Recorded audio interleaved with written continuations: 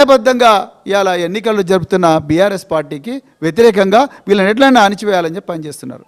ఇలా బాబా ఫజీద్దీన్ అనే వ్యక్తికి 2 గన్మెన్లు ఇచ్చిండ్రు.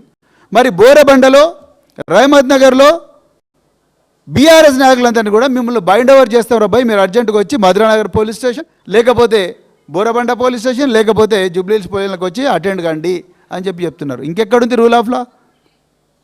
ఇలా मैं ये असदुद्दीन ओवैसी साहब को ये सवाल पूछना चाहता हूँ. आप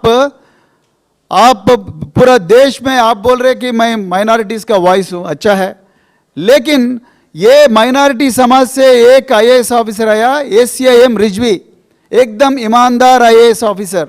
IAS ऑफिसर के जॉब इतना आसान से नहीं आता किसी को. 3 साल 4 साल मेहनत करना पड़ता. वो पूरा मेहनत करके एग्जाम लिख के IAS बनने के बाद तेलंगाना और आंध्र प्रदेश कैडर में आने के बाद आज आपके प्यारे प्यारे कांग्रेस सरकार, रेवंत रेड्डी सरकार, वो IAS ऑफिसर के ऊपर झूठी इल्जाम लगा के बाहर फेंक दे. इसके वजह से वो इस्तीफा दे के घर में बैठे रोते हुए. क्या आपको ये नहीं दिख रहा असदुद्दीन साहब? मैं अकबरुद्दीन ओवैसी, आपको ये नहीं दिख रहा क्या? ये नाइंसाफी आपको नहीं दिख रहा क्या? रेवंत रेड्डी साहब इतना प्यार कर रहे हैं. माइनॉरिटी समाज से बहुत रेयरली IAS ऑफिसर्स बहुत मेहनत करके आते. ऐसे लोगों को आज जूपल्ली कृष्णा राव उसके खिलाफ एक्शन लो करके चीफ सेक्रेटरी को एक लेटर दे दिया.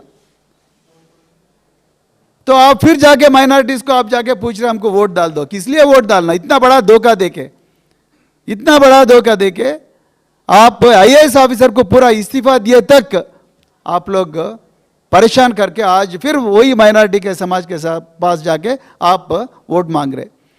అదేవిధంగా గురుకుల పాఠశాలలో వీళ్ళు ఇవాళ ఎంత కుంభకోణాలలో మునిగిపోయినట్టే కాంగ్రెస్ వాళ్ళు. మొన్ననే చూసినారు మీరు, టాస్క్ ఫోర్స్ వాళ్ళు పోయి కొండా సురేఖ గారి ఇంటి దగ్గరికి పోయినరు.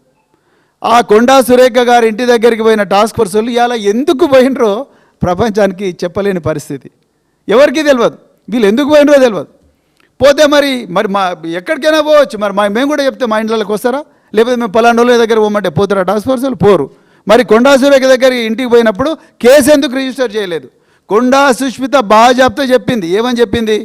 ఇవాళ రోహిన్ రెడ్డికి గన్ను రేవంత్ రెడ్డి ఇచ్చిండు, ఆయన గెస్ట్ హౌస్లో సుమంత్ను బెదిరించిండో, దక్కన్ సిమెంట్ను బెదిరించిండో, మొత్తం మీద గన్ను కామన్ పాయింట్.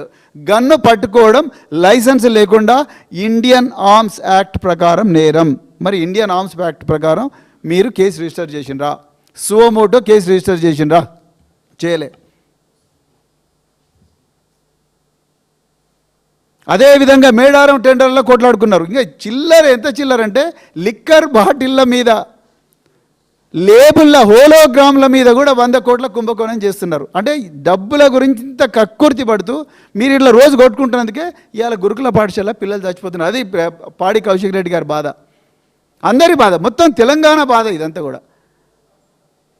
కేసీఆర్ గారు అయితే మన కన్నీళ్ళు పెట్టుకున్నాడు. ఇంత గొప్ప తెలంగాణ గురుకుల పాఠశాలలు ఇలా గ్రూప్ 1 ఉద్యోగాలు, గ్రూప్ 2 ఉద్యోగాలు దాదాపు 30 నుంచి 40 మంది గురుకుల పాఠశాల చదువుకున్న పిల్లలు ఇలా గ్రూప్ 1, గ్రూప్ 2 ఉద్యోగాలు కొట్టుకున్నారు. అలాంటి గొప్ప గురుకులాలు ఇలా చావుకు కేంద్రాలైనాయి, మృత్యు కుహరాలు అయిపోయినాయి. 110 మంది పిల్లలు చనిపోయినరు. ఏ రక్తం తడిసిన చేతులతోని ఇదే హస్తం గుర్తుకు ఓటేయమని మీరు జూబ్లీహిల్స్ ఎలక్షన్లోకి పోతున్నారు. ఇవాళ సీతక్క గారు, అడ్లూరి లక్ష్మణ్ కుమార్ గారు, పొన్నం ప్రభాకర్ గారు, రేవంత్ రెడ్డి గారు, మీరు సమాధానాలు చెప్పాలి. పిల్లలు తినే గుడ్ల దగ్గర కుంభకోణం.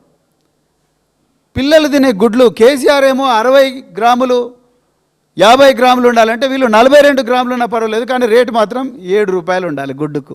ఎందుకు? పెద్ద పెద్ద బడా పౌల్ట్రీ వ్యాపారస్తులకు లాభం జరగాలి.